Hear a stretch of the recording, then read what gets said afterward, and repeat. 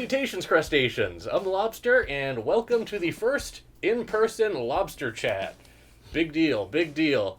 I'm here with the renowned Kilian Duarte. Hey there, everyone. Thank you so much for having me, man. Thank you for being here. Kiesel Art. Well, this is your house, so yeah, thanks for having me. Kiesel artist, session bassist, Scale the Summit. You have so many projects; it's hard to remember them all. Thank you. We're going to talk about all of them. Yeah, for sure. So we're going to talk about your past, how you started with the bass. Mm-hmm. I understand you went to Berkeley as well. Indeed. So I want to hear about your experience there. And then we have a slew of beautiful basses here that you guys can't see, but I can. And we're going to talk about all of them, including this beautiful sparkly green beast here. Let's start at the beginning. Yes. Tell us about, where you grew up and how you got started with the bass guitar. Yeah, definitely. So I was born in Caracas, in Venezuela. My parents and I moved to the United States when I was 3. And I grew up in South Florida, so in between Dade and Broward County. So, being a kid in that area, from where Jocko was from, that kind of bass culture and influence was like in the air always, kind of. And at 12 years old, what happened was that I lived with my mom and my aunt, and I was getting into music, and, as everyone in middle school, or most people in middle school, start falling really in love with music at that age.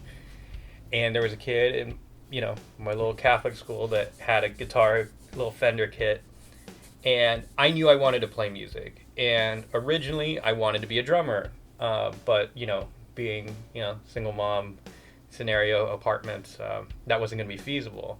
But my aunt, who's super hardworking, got me for a present one of those little Ibanez Geo kits with the little 4-string black bass with the practice amp. And the second it came in the mail, I just fell madly in love with it. And that's really the beginning of the story, was just having a really loving aunt that wanted to help their nephew, kind of discover this realm for themselves. And that's where it started. So my parents aren't musicians. No one in my immediately family's musicians, but my uncle was a concert pianist in Venezuela who worked with Martha Argerich, and a bunch of really, really heavy names in the classical world. Wow. And so the one thing was that when I started playing, I kind of took it seriously, because the kind of memory of my uncle, and the dedication that they had, it kind of inspired me to take it seriously. And so that's really what it was. 12 years old, and then I just became obsessed, reading Bass Player magazine, finding everything I could, taking music lessons, and you just fall in love, and your brain goes, this gives me serotonin. I like this. It's a beautiful thing. Yeah. I jammed a lot with my instructor. It was my parents, obviously my dad was both my parents have always been super supportive, and they got me music lessons. So the thing that was kind of unique about the way I learned, not unique, but just a little unconventional, was that I learned with a guitar player, but not necessarily a guitar player teaching me how to play bass. It was music lessons. Mm-hmm. So I would jam with them all the time. So it was really great because I had an older, jazz and rock musician, but with a very heavy jazz background, mm-hmm. teach me these things, and we would create music together. Versus when you're in a bass lesson, sometimes, you're not actively jamming with the other bass player, but with this, I was, making music with them every weekend, when we'd play, How High the Moon or Giant Steps or whatever. I heard the harmonies. I knew how to walk because I was trying to support them. So it was a really good musical lesson to have that kind of older musician that could, with my friends, I'd play metal and all these fun things that I still love. But then that strict discipline for the older styles, I would have on the weekends with my instructor. So shout out Wayne Redeker, wherever you are.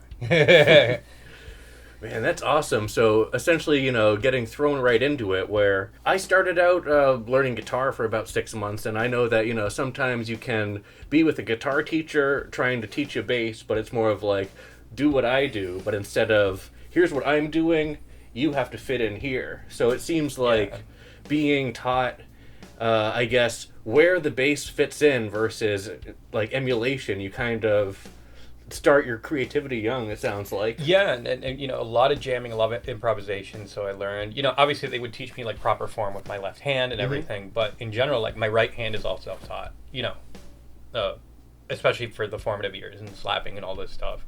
And so what it was is really just music education. But it was good because, like, you know, like when you're jamming with a musician that's much better than you, as a child, that you're in that zone where, you know, they're just allowing you to have this kind of mental playground of discovering this, but they're really encouraging you, but you have someone much better than you creating music with you.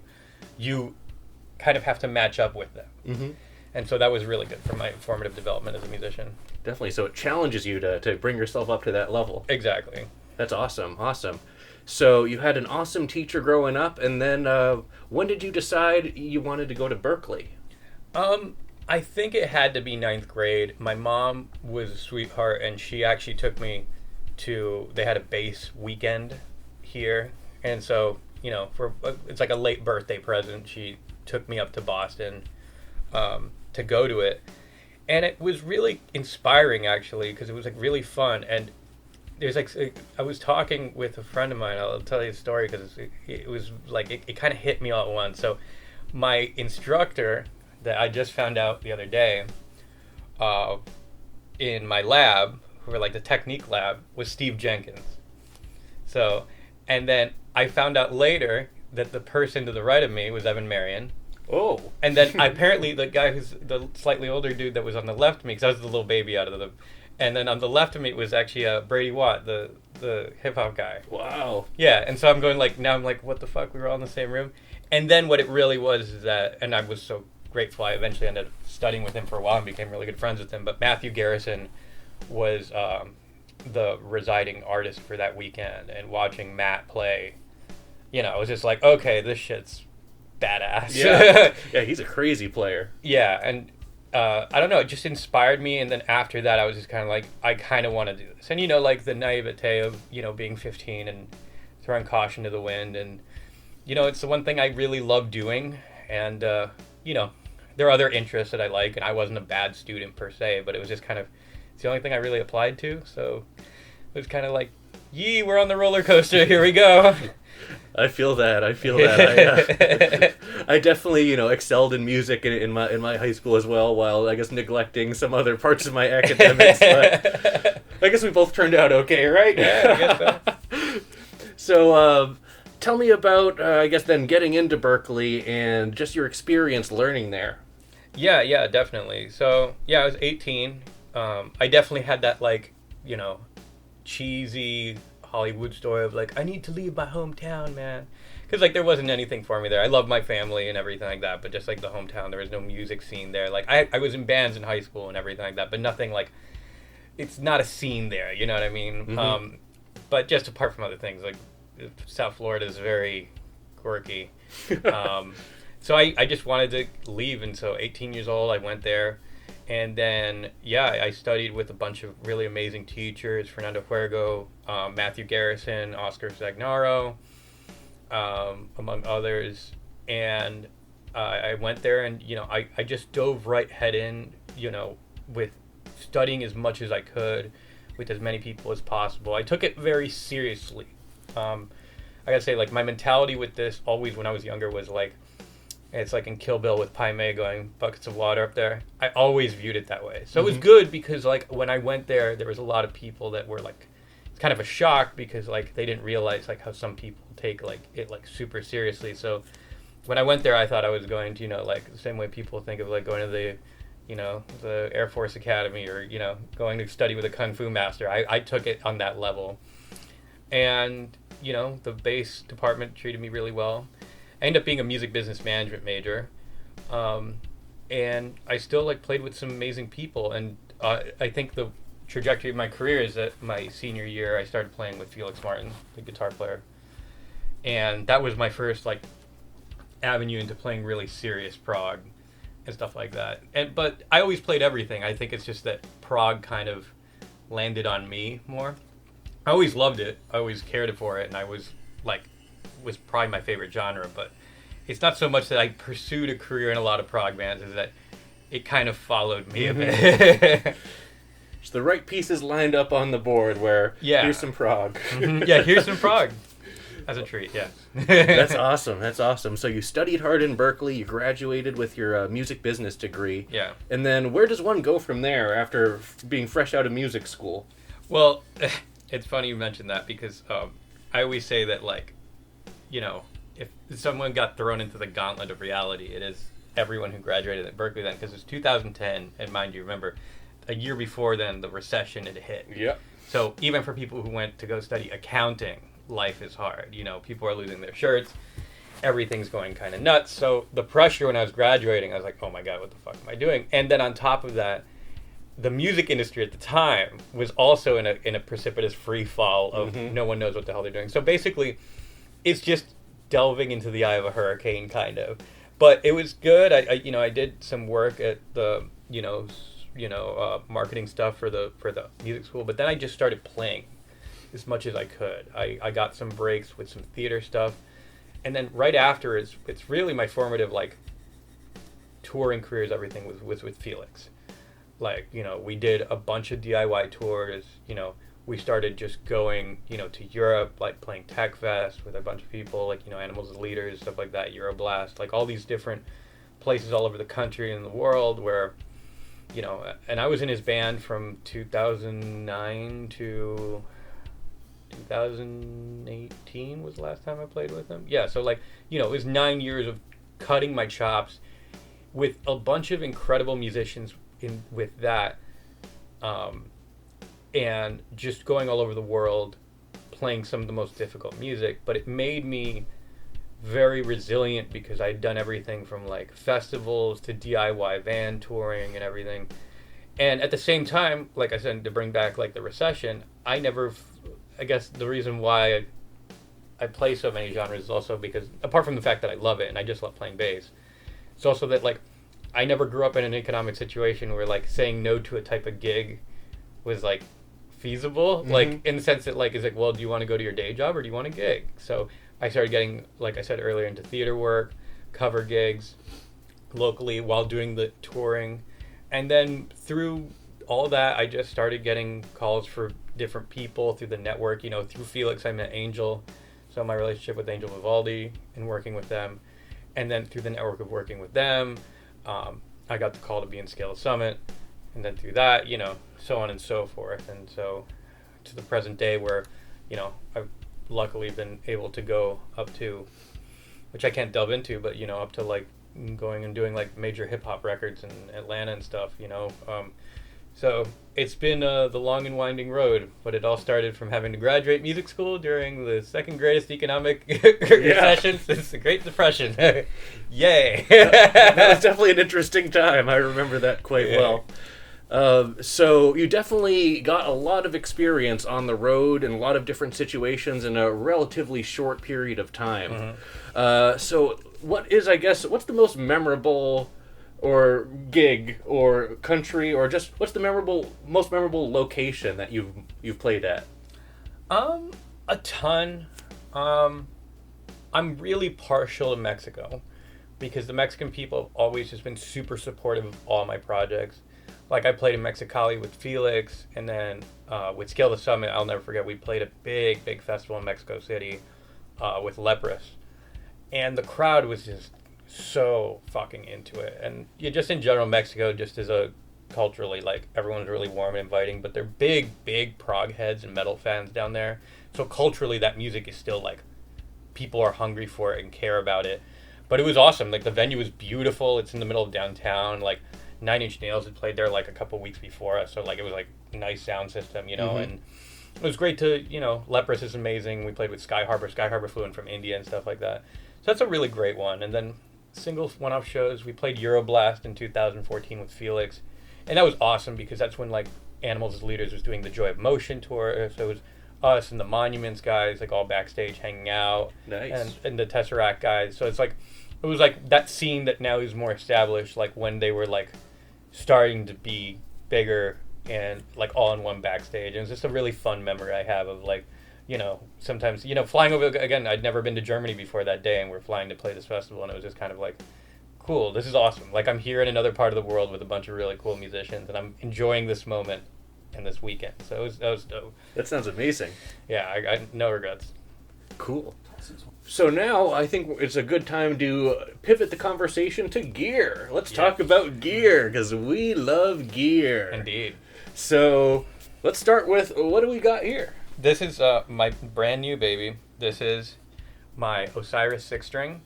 So this is a headless bass, a 6-string roasted maple neck with a bird's eye roasted maple fingerboard, alder body, and then these are two, they're single coils but in a radius humbucker configuration casing, and it's a 3-band EQ with mid-frequency sweep, cut boost, bass, treble cut boost, and then passive active. Nice. It's a really beautiful bass, super lightweight. I like these. This is, COVID's made it kind of difficult, but if Scale Summit's going to go back on tour, this is going to be my new main bass with Scale. And just in general, I played it at a wedding the other day. It was wonderful. So it sits good for prog and for top 40 hits for cocktail hours. Diversity. Awesome. Yeah, man. So because this is the first in-person Lobster Chat, we have a small setup where I can't actually hear the bass, but you'll be able to hear it. We're playing through the dark glass. Is this the micro tubes? X Ultra.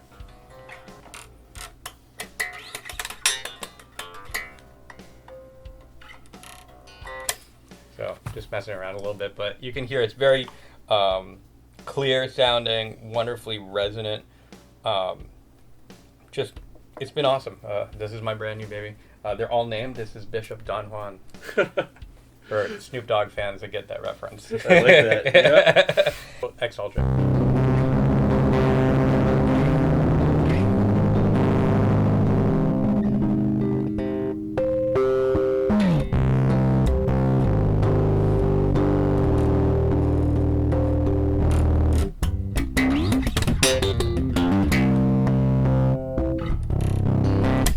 So just messing around a little bit, but you can hear it's very clear sounding, wonderfully resonant. It's been awesome. This is my brand new baby. They're all named. This is Bishop Don Juan. For Snoop Dogg fans that get that reference. I like that. Yep. So yeah, we'll go around the other ones and we'll talk each one. Let's talk about, or check out the other basses. Yeah, for sure. There's a ton. A lot of basses here, and we're gonna hear every. This is Ashy Larry. Chappelle Show. Yeah, exactly. So this is a Thanos model, 5-string. This is one of my favorite basses for theater work because it is essentially a 70s jazz bass with a 70s configuration, in a small, in a nice compact form. So it's wonderful. I still get that traditional sound, amazing slap tone. Swamp ash body. This is what they do is they take a black finish and they, sand it down to get that nice antique ash finish. Single piece, maple neck, rock hard maple neck, and hard rock maple neck, and then this is a bird's eye maple fingerboard. I'm very partial to bird's eye. I think it's a beautiful wood with the 70s block inlays, throwback. Then these are single coils as well, just in the traditional with the creme covers. And then this is a 2-band EQ, but it's still active passive as well with a active tone knob here. Nice. But it's a wonderful bass. I love it for theater work, but I use it also for my Duran Duran tribute band that I'm in. Nice. Yeah, you got a gig. But yeah, this is wonderful. This is a gift from Jeff Kiesel when they launched this model, and I'm very grateful for it. So it's cool. It's just a jazz bass to go. I love the finish on that. That's a really gorgeous finish. Antique ash, and if you ever want one, it's not expensive. Because all it is just black, and then they just sand it down and then put tung oil over it. But it's a beautiful, smoky color. Yeah. My mom, when she was here, she was like, I like that one. All right, so this next one is the Bunny fretless. This bass has a really cool story behind it. Is that this is right before Kiesel discontinued their kit basses. This is essentially one of their 5-string JB model. It's not a JB, it's a LB model that they had. And it's essentially a jazz bass configuration, 2 single coils, whatever.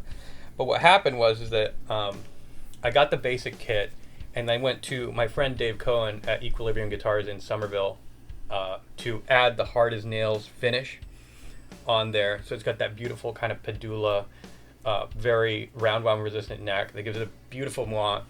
And then the body is a unique story because my friend Sarah Longfield, some of you might know him, the amazing guitar player I played with and toured with extensively. She's a wonderful visual artist as well. And so I kind of wanted to let her brain explode on the bass. The only request I had is I wanted my Rabbit Moon pie on there. So and she did this really pretty like pastel thing, which like I'm not even into pastels or that color scheme, but she made it work so beautifully. And then they refinished it with a clear coat. And now it's just like this kind of unique thing that it's like, you know, it's a one-of-a-kind bass guitar and it sounds amazing. It's the fretless I wanted when I was a kid because you know, I always wanted that.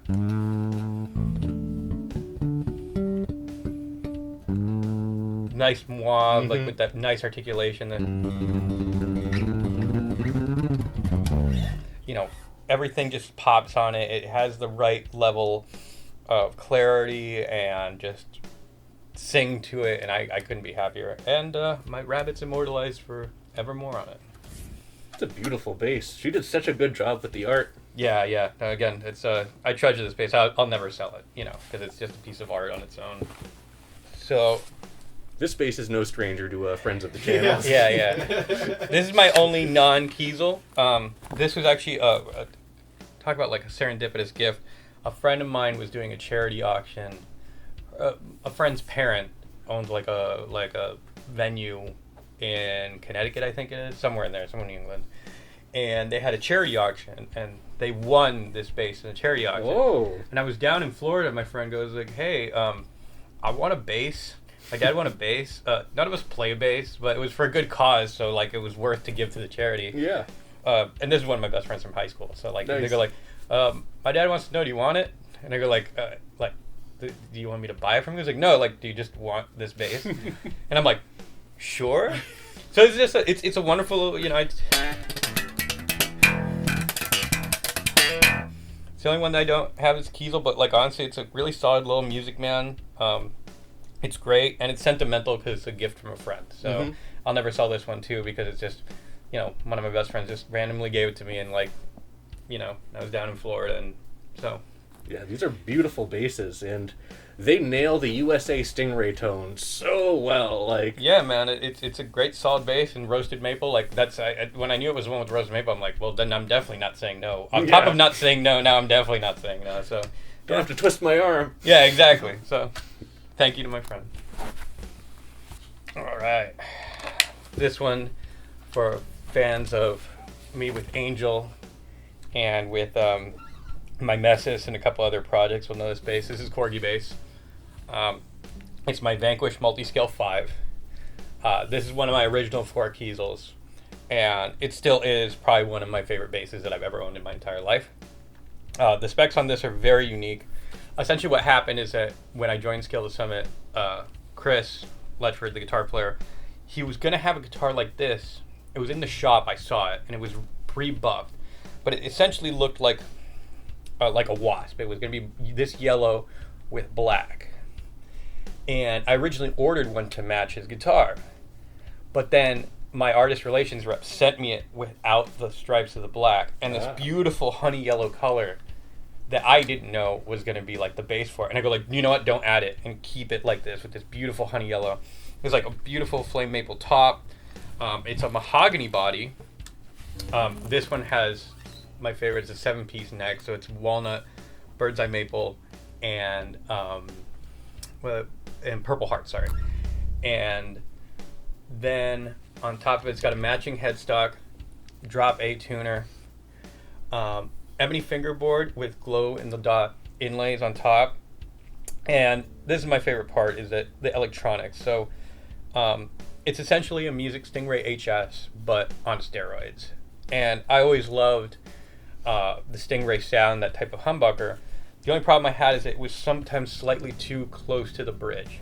This puts it in a much nicer sweet spot, so even when I do just the bridge position, it's perfectly punchy and amazing. This one sounds incredible. Personally, for me, with a pick, it sounds ridiculous. and then with the single coil to kind of balance out those two worlds. Mm-hmm. A 3-band EQ as well. And the reason why it's called Corgi bass, apart from the color scheme, is that a good friend of mine, John Contreras, that used to work at Nordstrand Audio, he got a laser edge cutter, like a laser thing for art for the pickups, and he posted a couple years ago a picture of an American flag on a pickup, and it was beautiful.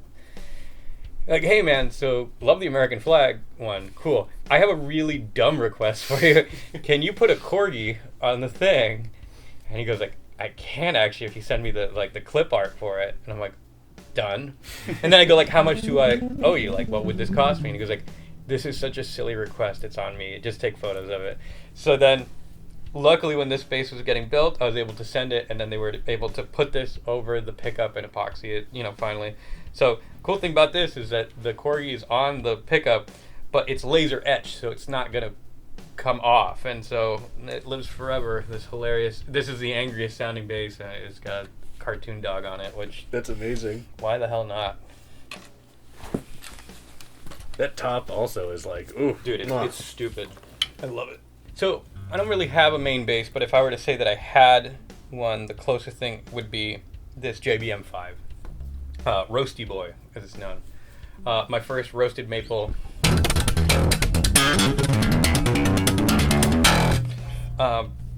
Roasted maple neck bass.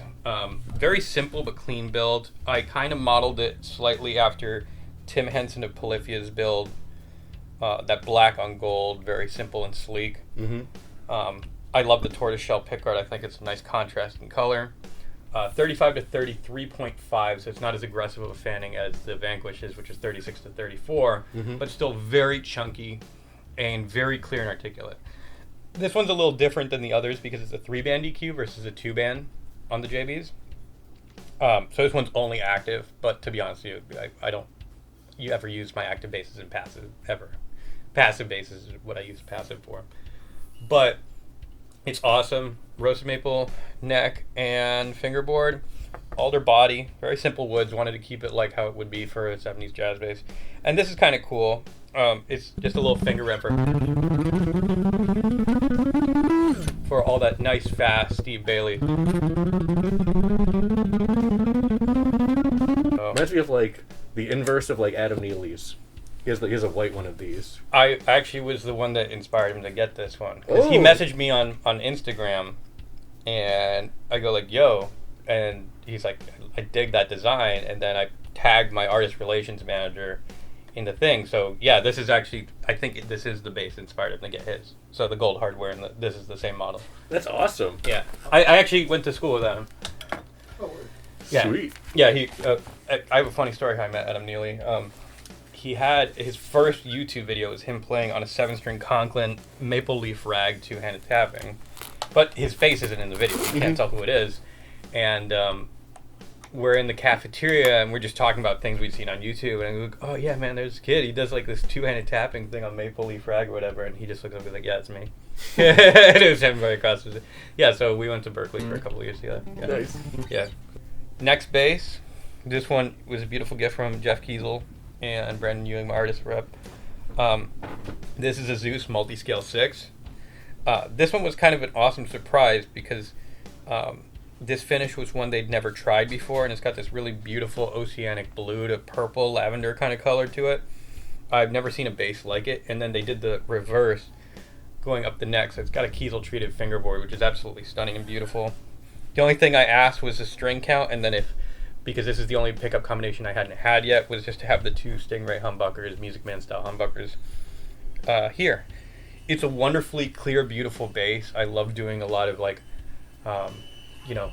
theater work with this, or like I do it with Scale of Summit. I use it a lot, and it's just absolutely wonderful. And Is it chambered? No, So I noticed it's a thick boy. it is thick, but so normally this bass would be very, very heavy because it's a piece of black limba or black carina, depending on how you want to call it, for the body. But because it is headless, it actually has a reasonable weight, so the weight of like just a normal P or J bass. So it actually, you can get this really nice, dense, beautiful, dark piece of black limba, but because of the fact that it's headless, it's not an anchor, and it's wonderful. And the light hardware. Mm-hmm. So it is, like I said, Black Karina, Beautiful grain on that. Black Limba. Oh, thank you. And then the top is flame maple again with a purple heart layer. Then the fingerboard is flame maple. And then the 7-piece neck again, the walnut, maple and purple heart. And yeah, the two big, nice music.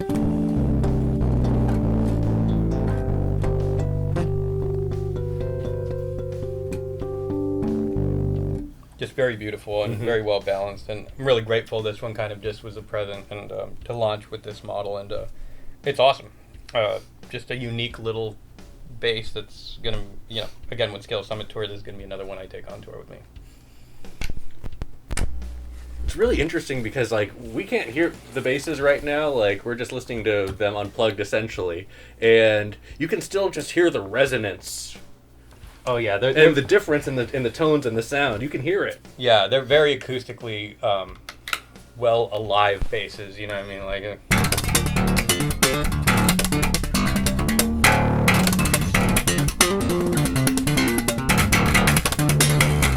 So this is another one of the original 4. This is my Kiesel Vader 6. Now, this is one of the ones I wanted to have a more basic build, but basically it's swamp ash body with nice candy red, like really translucent, beautiful, like crimson red. This one's called Captain Scarlet, for the Borderlands fans out there. And then the neck is one that they don't make anymore, but it's walnut with white limba stripes, 5 Bs. Oh. Yeah, it's absolutely beautiful, super lightweight. Bird's Eye Maple with the 70s block inlays for this. This is for the Abiotic fans. This is the bass that recorded everything on Ikigai, apart from the fretless solo. So this album, every note is this bass. It has the traditional radius humbucker pickups, which are not normally one that I would choose for a lot of things, but for death metal and tech metal, they're perfect. It's really well balanced for this. So it's like if someone's a metal fan, I would really recommend this pickup setup. 3-band as well, and just really extremely comfortable. Again, when I'm going, like when we went on tour with Suffocation, you're playing tech death, sweating, you're putting in the work, you're earning your money that night. So basses like this that are nice and lightweight with really comfortable action and string spacing make it so that even though I'm shredding, I'm doing all this crazy stuff, that I'm not, breaking my back, not hurting my shoulders, none of this stuff. And it's just a treasure of a bass. And I'm so glad that now it lives on in Ikigai, and all the fans that have, given me love over that record. Yeah, this bass is immortalized forever on that record exclusively. So this is Le Bass. That's awesome. It's a beautiful finish. Yeah. Obviously, because I do a lot of local gigs and stuff like that, and I don't want to be canceled for being the person with the ridiculous basses. I do have this beautiful Kiesel PB4. It's pretty straightforward. It's modeled after like a 60s type, just Fender Precision. Very traditional. Yeah, but in my opinion, with the nicer bridge, and these split Ps are my favorite. Just alder body, maple neck, ebony, a fingerboard, but it's just a nice like.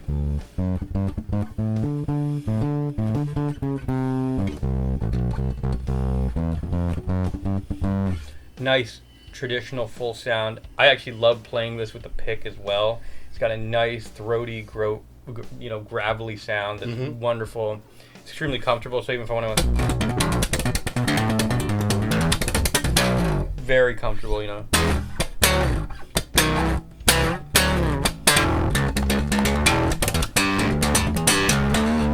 if I want to do whatever on it, it's great. I use this a lot for theater work, a lot for like classic rock kind of gigs if I'm doing stuff like that.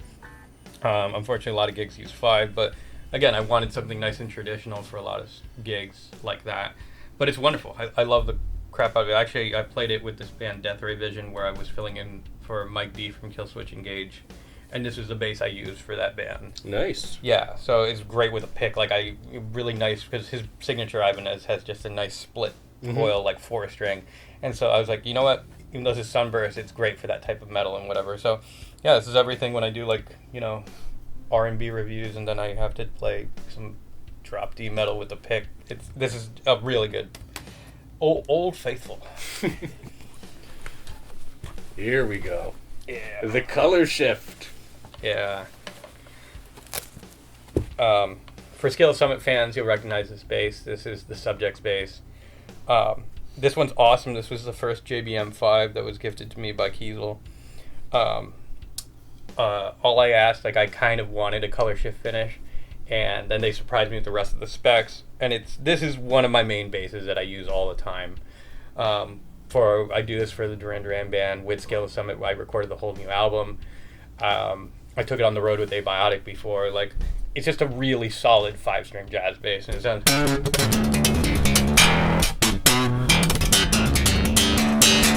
just very punchy,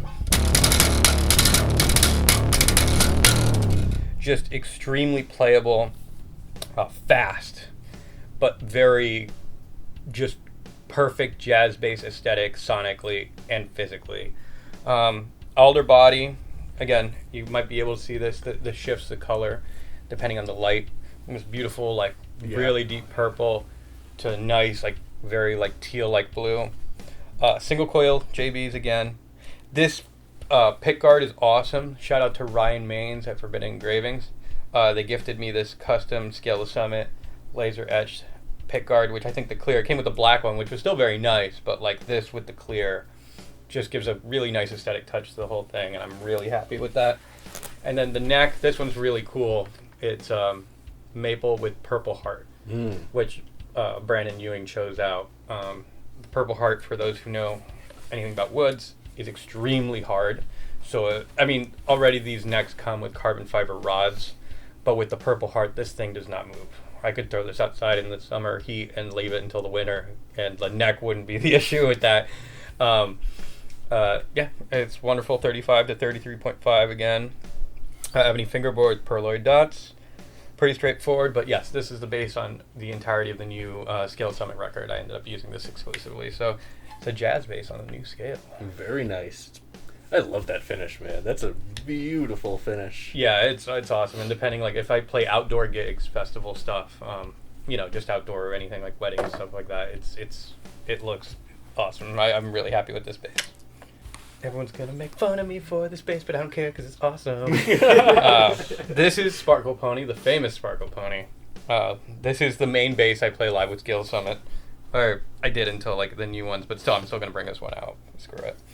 This is a Kiesel Vader 6 with a split P pickup and a radius humbucker, Swamp Ash maple body, Bird's Eye maple fingerboard, and of course the most obnoxious pink finish you've ever seen in your life.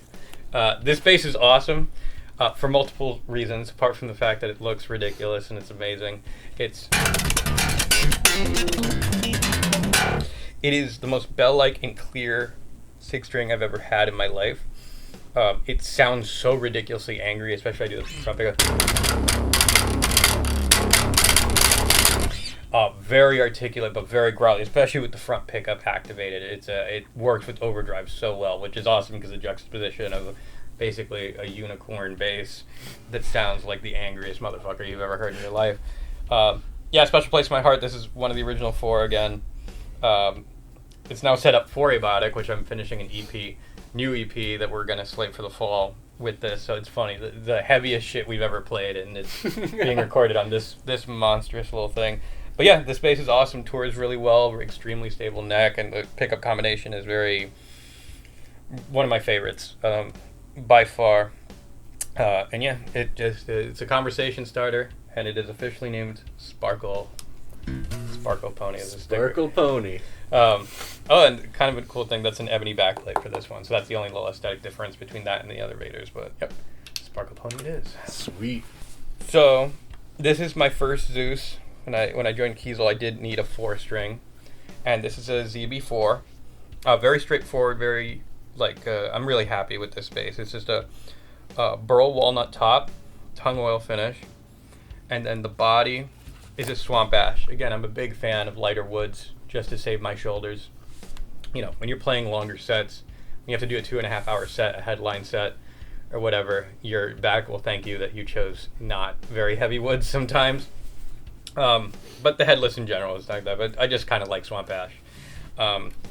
3 3-piece neck, walnut, and maple, which I love the feeling of walnut on necks. I think it's just the way it absorbs the tongue oil is a very pleasant feel to it, very velvety. Mm-hmm. Just standard maple neck with the 70s block inlays again. And then it's the same pickup configuration as Sparkle Pony, just smaller. So a split P with the radius humbucker. So I'd use this a lot for pit gigs until I had the Thanos 5. This was one of my main theater ones because, again, if you're in a small confined space, having the headless while you still have that P bass tone and sound, incredibly convenient. So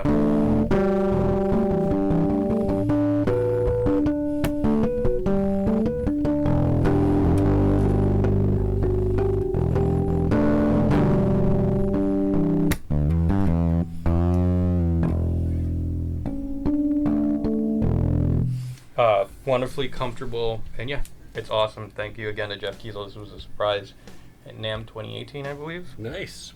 Yeah, it's awesome. It's very comfortable, and again, because of the pickup combination, it's a growly bastard, so this thing rules.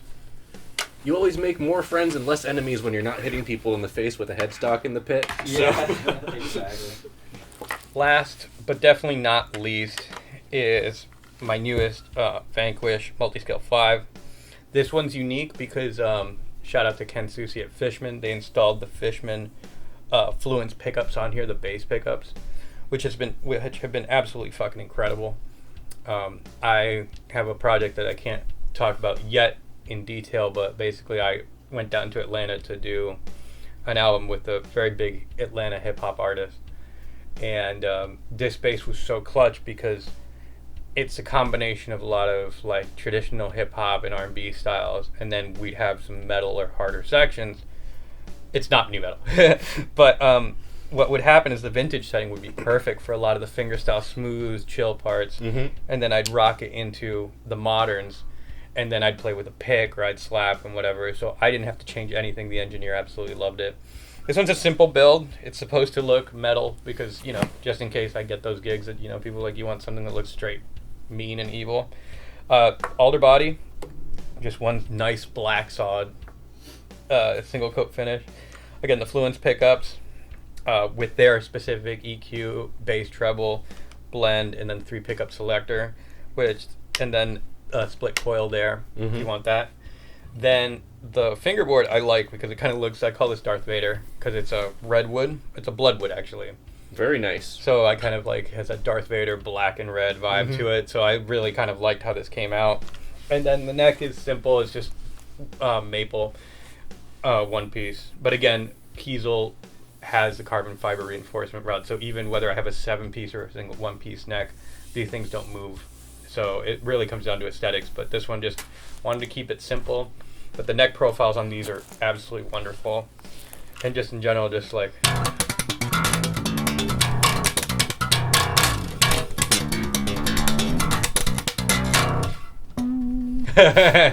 just messing around, obviously. That's not. But yeah, this one's really awesome. I can't wait for this record to come out later this year and announce it to all y'all because this is the main bass that I use to record 95% of it. And so, yeah, this thing's wonderful. That's awesome, and I can definitely attest to the flexibility of the Fishman electronics. They're a pain in the butt to install, but once you install them, you have some tones at your fingertips. Yeah, it's really sick. I was lucky and spoiled that Fishman's right down the street from me, so that I was able to have them install everything from the, straight at the source. But yes, it's really pretty ridiculous what the capability of these pickups are. Again, I was able to get like vintage P bass sounds from this for half the session to get close enough to it. And again, this is the most un-P bass looking bass in the world. And yeah, it was sick. So hopefully I get to announce that record soon and show it to y'all. But yeah, this is going to be the main bass on that. It's crazy that the pickup design isn't using coils as we know them. It's all like printed PCBs and stuff, and there's like, boo! Yeah, it's some space age stuff. But yeah, that definitely, I have zero qualms about this instrument, and it's awesome. Sounds great with the pick. Sounds really good fingerstyle. Slaps awesome. Really comfortable, and again, for 36 to 34 inch scale, I don't feel it. But I'm a quirky person like that. I don't feel necks. like neck profiles are like, Yeah. all the necks are great. I definitely know when a neck is too big or whatever, but I'm kind of quirky in the sense that like, you know, there are people like, oh, I can't play a P bass neck or a jazz bass neck. I'm like, It's a neck. it's a neck. It's wood. It's on a bass. But yeah, these are extremely comfortable on top of that. But yeah. I'd say usually my limit is like getting into the 7-string territory because I'm just like finding myself have to like. Yeah, you have to scoop up a little bit more. Yeah. But let's keep this plugged in and let's talk technique a little bit because Yeah, sure. In this brief period of time we have seen a wide array of crazy techniques. I mean, from crazy pinch harmonics. Let's talk about the pinch harmonics actually. I'm Yeah, gonna take my phone out here. Show us like what you do with these pinch harmonics because usually I just use like my thumb to mute and then I just pluck with my index finger. Yeah, no, for sure. So essentially I'm just doing the Steve Bailey technique, which is using my index finger to mark the note, essentially, to place it, and then my third finger to do it. So it's essentially just like that. The advantage of this is that if I want to, I can do chords with it, you know, just on top of that. And in general, it puts me in a position where also I do harp harmonics, so I can do like.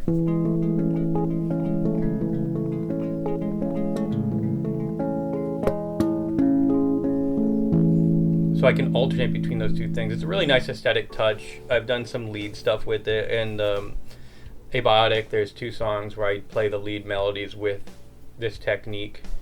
I use it more as a songwriting tool because all of a sudden sometimes I don't want to switch to guitar to write an idea, and I got a nice chord progression going, but I can keep a 5-string going and just even going like, you know.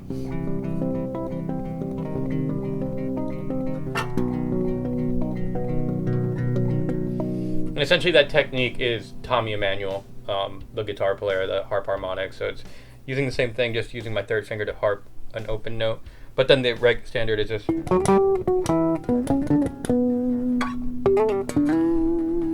Is essentially just that, but you know, it just allows you to do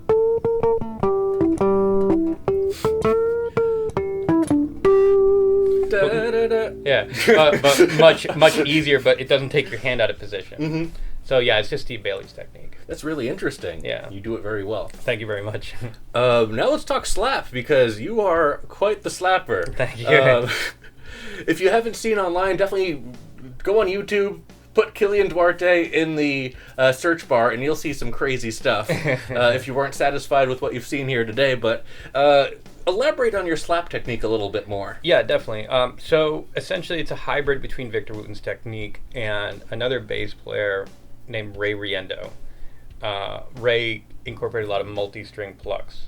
And then Abraham Laboriel. Those 3 people are essentially 90% of my technique, sprinkled in with a little bit of Kayak Heart and a little bit of like Peanut and Dirk Lands type of thing, and Lewis Johnson. But like mostly it's Victor, Abraham Laboriel, and Ray. So a lot of multi-string.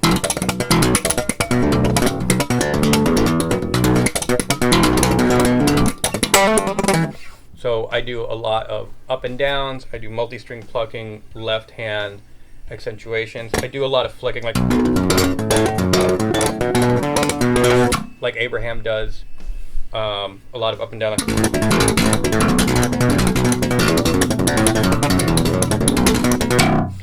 like Victor does. And just in general, that's the general vibe of it. I'm doing multi-string plucking. I do a lot of individual multiple ones, like that kind of Animals as Leaders type of vibe, or Evan Brewer type of stuff. So I've just hybrided it the whole time. The one thing I'll elaborate on is that I don't view it as slap bass, in the sense that I always wanted to play drums as a kid. So when you start studying stuff like Indian solfege and how they incorporate rhythm, I always felt that I had to physically manifest all the physical rhythms of a drum kit. So it's not so much that I developed it to like show off. Well, it's fun to do crazy stuff like that, and it's really great to be able to use that in the bands I'm in. It was more that it's helped my pocket standard playing a ton, because I am physically manifesting all these different micro rhythms, and every combination of triplet, quadruplet, quintuplet, onwards, and every combination, and helping my hands control that and how to land on these things. So it's really a lot of that. It's a combination of all those players and kind of viewing it a little bit like a tabla player a little bit. I hear it in your playing, definitely. Yeah. You're very percussive. Thanks. Yeah, it's like a little tiny bits. I don't want to like lie and say it's huge, but a tiny bit of Afro-Cuban influence by like, you know, people like Abraham. And then the aggressiveness is some of the metal players I grew up listening to. So it's like a kind of a Frankenstein's technique of all those different people, but there's still a little bit that has like that Louis Johnson intensity when I want to do it. 'Cause I always loved how he just hit it like he was in, like, you could tell he's putting his heart and soul into it. Yeah. And so that kind of anti-meekness, because even if you're playing something that's light dynamics, you don't have to play meek. Yeah, I mean, like, you can even just do something like, Yep. Marcus Miller does smooth, easy stuff sometimes, but it's not meek. Right. And so I think that's kind of the cool thing, is just like you're owning it that way, and I've always kind of admired those players. So that's my slap technique. You can still be quiet but strong. Precisely. Very nice, very nice. Now, I know a lot of you out there, as well as myself, are definitely like, man, I need to practice more. So tell us, what sort of practice technique would you like recommend for someone who's looking to, I guess, tighten up their chops? Like, what's something that you do if you're just looking to warm up? Yeah, so for me, one of my big things is that I've developed all three of the fingers on my right hand to work just as seamlessly as my two-finger technique. So when I warm up, you know, I'll do stuff to just warm up the tendons, right? So like, you know, like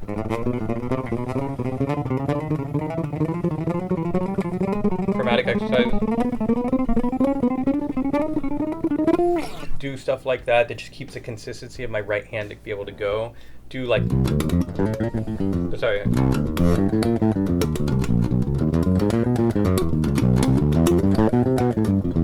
You know, doing scales, major, minor, everything, but just using my three fingers, because then when I transition back to, even if I'm doing two, I'm in default setting easy mode with that. And then when I do have to play, you know, I have to shred or whatever, I'm already warmed up for that. So a lot of chromatic exercises, a lot of stuff with my left hand, doing circle of fifth stuff. Just get the blood moving with that. But consistency when developing your chops, I'd say consistency over magnitude, meaning do it every day. Make sure that at least for 30 to an hour and a half, just work on that every day. You know, I think what happens a lot of times is that people with technique, they'll try and do like 8 hours a day on a weekend, and then they'll get burnt out and not do anything the rest of the week. You're going to progress way further if you just take 1 hour a day and just do it every single day and consistently do that. Your brain and your chops will improve drastically. So whatever technique you're doing, you know, make sure you're concentrating on it, doing it, but just dedicate consistent time to it. And try and give yourself challenges. You know, I think one of the things that happens is that when we start studying, we rely on other people to give us exercises, where you know your own anatomy better than anyone else. So you know, if you're honest with yourself, I think that's the thing, we all don't want to be honest with ourselves. You know that your pinky might be weak. You know that your index finger might be a little slower. You know that your thumb isn't hitting quite accurately. So when you see those moments of weakness in your playing, try and recalibrate yourself in a way that you start making exercises to work on your weaknesses, because there's general ones that can help on overall improvement, absolutely endless ones. But I think the key was that whenever I found out that I was having a weak moment, I would make exercises to drill those moments, to isolate those things. Kind of like how a trainer or like an athlete would know, you know, your 3-point shots are weak. So you go around and you'll just try and do 3-pointers from everywhere in the court. You know, even though you're the greatest, you know, shooting guard ever, like you want to work on your threes, you know, so you know that corner or whatever, you're going to be able to do that. You know, working on it's basically, you're not just working on predetermined basketball plays, you're making up your own plays. Yeah. So kind of the same idea, you know, in a sports metaphor.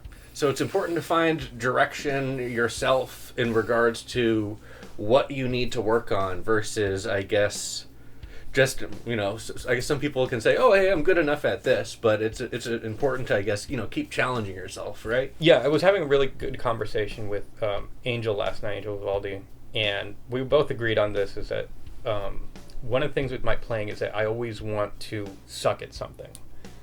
And what I mean by that, not that I want to, is that like I know the things I'm strong at, but I want to find and isolate my weaknesses and be bad at that. When you're practicing, you're not going like, damn it. If it's just smooth sailing, you're not really challenging yourself. Like, because even now, after 20 plus years of playing, I still will I'll concentrate on stuff that sucks. I'll do I'll work on upright arco stuff, which again I'm not classically trained, so it's not my fault that I'm not as proficient on it. But still, I'll live in that and try and concentrate on that, or I'll work on reading stuff, that's out of my wheelhouse, or like a bebop thing that I'm not bad at bebop, but stuff that I'm just not as good at as the other stuff, and I'll try and live in that moment and challenge myself. Another thing, last tip I'll give, is that social media can actually help. So a lot of the videos that I used to do, I try and invent how to make something really musical out of disparate musical styles or stuff like that. Like a lot of the slap stuff I do over trip hop beats, right? That's an unconventional thing to do over that, but I try and make it work. And so that's a good exercise, doing that. Adding fretless to something unconventional, using effects for certain things and making it work. These little challenges you can make, as long as you're being musical and you're making good music. So it's important to step out of your comfort zone. I guess is what you're saying. Absolutely. Keep challenging yourself. It's everything. I love being. I don't actually staying in comfort zones too long, because I think that great music, anything that's great comes from that kind of friction. Yeah. Instead of I definitely hear that, where a lot of the inspiration can come from that journey of understanding, I guess, what your approach. If you're having trouble with a certain technique, the friction with developing that technique can kind of bring out music and songs and stuff. Yeah, and it's all about thinking outside the box, trying different ideas. The best session players in the world, people forget this, Pino Palladino got hired because he was playing Stravinsky on a fretless through a phaser. Yeah, he's P-bass guy, but Pino got where he was because he was, let's throw the rule book out, let's try different things. And that's why whether he plays a P with flats, just playing pocket, or doing some avant-garde stuff, he's the man, because they know that his imagination is that's really what you get with those people. It's imagination, Tony Levin, Jesus, a million records, but why don't I hit it with drumsticks? Or Lee Sklar, the guy plays a dingwall, and all these crazy basses on that, I see all the time a famous session musician, Dave Swift, who plays for Lee Holland. He has 7 strings, hollow bodies, everything, because they're paying him for his imagination, and he always plays what's right for the tunes, but it's people want you to have an imagination, but as long as your imagination is musical, imagination, that's really what it is. Awesome. So I think that'll do it for this Lobster Chat. Thank you all for tuning in, and thank you, Kilian, for having me. This has been great. I've had a wonderful time. Thank you so much. So have I. We've explored your bases, we've explored your history, and we've explored some of your techniques, so thank you for sharing this all with us. Thank you for having me. It's been a blast. So thanks everyone for watching, and until we groove again. Lobster Claw. Take care.